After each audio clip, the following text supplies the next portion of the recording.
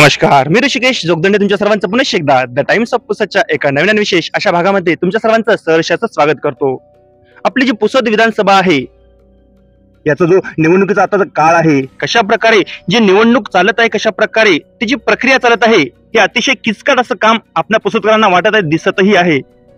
काही दिवसापूर्वी दिनांक 29 तारखेला ययाती नाईक यांनी नामांकन अर्ज भरला होता. त्यावेळेस आपण त्यांना काही प्रश्नोत्तर केले होते, परंतु आज दिनांक 4 नोव्हेंबर 2024 रोजी ते त्यांचा नामांकन अर्ज वापस घेत आहे. त्याही निमित्त आपण त्यांना काही प्रश्नोत्तर करणार आहे. मुळात माझा पहिला प्रश्न तुम्हाला असा आहे की तुम्ही ज्यावेळेस नामांकन अर्ज भरला होता त्यावेळेस तुम्ही असं म्हटलं होतं की मी काहीही झालं तरी माझा नामांकन अर्ज वापस घेणार नाही. मग हे नामांकन अर्ज वापस घेण्याचं कारण काय? हो, निश्चितच मी तुम्हाला सर्वांना पुसदवाशांना मी शब्द दिला होता की मी हा नामांकन अर्ज परत घेणार नाही. पण कुठेतरी मला असं वाटलं की बा एखादा पार्टीकडनं कुठल्या याच्याकडनं मला समजा पाठिंबा जर होत असेल, चूक होऊ शकते, आपल्या त्या हिशोबाने लढण्याची एक संधी मिळू शकते. आपल्याला सर्वांना माहिती आहे की हा पुसद मतदारसंघ आहे, इथे आमचं पूर्ण नाईक फॅमिलीचं इथे सेवा आहे लोकांसाठी.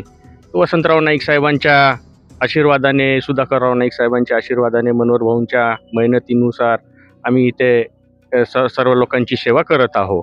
पण कुठेतरी वसंतराव नाईक साहेबांचे चिरंजीव आमचे काका अविनाश काकांजी यांच्या कानावर गेले की बा इथे कुठेतरी गडबड होत आहे. तर त्यांनी तातडीने मला बोलवून घेतलं आणि त्यांच्यासोबत आम्ही संवाद केला. जवळजवळ अर्धा एक तास आम्ही चर्चा केली या मतदारसंघाच्या हिशोबाने आणि नाईक फॅमिली आमच्या घराण्याच्या विषयावर.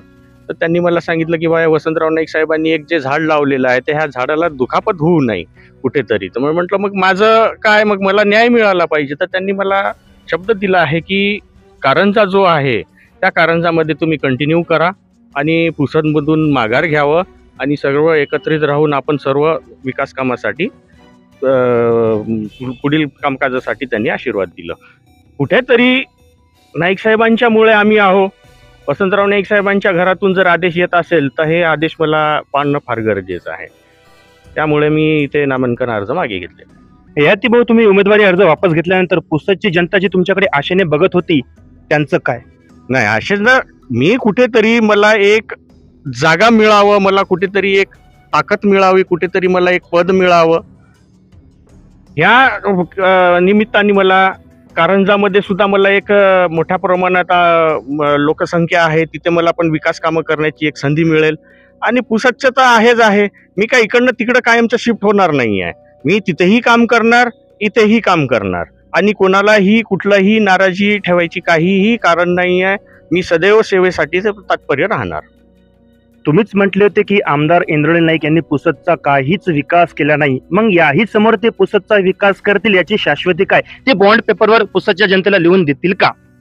सहसा कोणी लिहून देत नाहीये, नियमाच्या बाहेर आहे.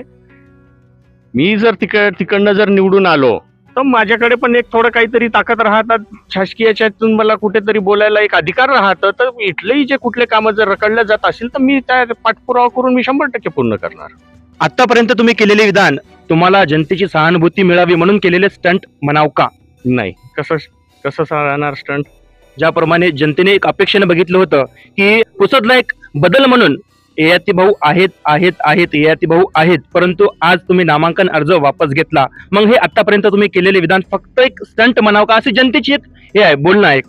स्टंट नाही, मी निवडणूक लढणार कुठेही का ना हो, लढणार हे मी शब्द वापरलेला आहे. निवडणूक लढणार कुठल्याही परिस्थितीत, कारण पुढील कामकाजासाठी आणि विकास कामासाठी मला कुठेतरी बसणं गरजेचं आहे आणि त्या हिशोबाने मला इथे सेवा करण्याची संधी मिळावं म्हणून हा प्रयत्न पूर्ण मी निवडणूक लढण्याच्या ह्याच्यातच आहे. नाईक घराण्यातून आपण बघत होतो की मोठे बंधू वर्सेस लहान बंधू अशी लढत होणार होती, परंतु कुठेतरी ती लढत आता थांबल्याचं चित्र दिसत आहे. मग आता मोठे बंधू लहान बंधूच्या पाठीशी आहेत असं जनतेने समजावं का? सर्व कार्यकर्त्यांचं तोच बोलणं येत आहे की बा नेमकं आता आम्ही काय करायचं. सरळ हे आहे की मनोहर भाऊ नाईक साहेब आज आहेत, हयात आहेत, तर त्यांच्या आशीर्वादाने आपण सर्वांनी काम करायचं म्हणून त्यांच्या पाठीशी राहतील. मग भाऊ मिळून खाऊ ही मन तुम्हाला साजेशी होईल का? कसं राहणार सांगा? आता ज्याप्रमाणे आपण बघत आहे, तुम्हीच म्हटले तर तुमचंच विधान आहे की आमदार इंद्रनील नाईक साहेब यांनी विकास केलेला नाही, आणि आज बघत आहे की आपण तुम्हीच त्यांना एक नामांकन अर्ज वापस घेऊन एक परता एक समर्थन दिल्याचं एक चित्र दिसत आहे. नेमकं काय म्हणावं? आज ह्या घरात जर एकच व्यक्ती जर निवडून येत असेल 1952 पासून, अनेक घर असे महाराष्ट्रात आहे जे 1चे 2, 2चे 4 झालेले आहेत, जे काही 3चे 6 झालेले आहेत.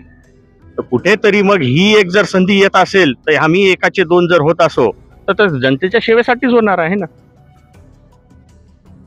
चालेल, धन्यवाद. आपण बघत आहे की आज दिनांक 4 नोव्हेंबर 2024 रोजी ययाती भाऊ यांनी त्यांचा नामांकन अर्ज वापस घेतलेला आहे. आता जी लढत आहे ती महाविकास आघाडी वर्सेस महायुती वर्सेस वंचित बहुजन आघाडी अशी दिसत आहे. आता बघू या समोरही आता ययाती भाऊ हे कशा प्रकारे आमदार इंद्रनील नाईक यांच्या प्रचारासाठी पुसदमध्ये भाग घेणार का घेणार नाही, हाही प्रश्न मोठा आहे. जर ते प्रचारामध्ये दिसले तर हाही एक विशेष भाग राहील. अशाच प्रकारच्या बातम्यांकरता बघत राहा द टाइम्स ऑफ पुसद. धन्यवाद.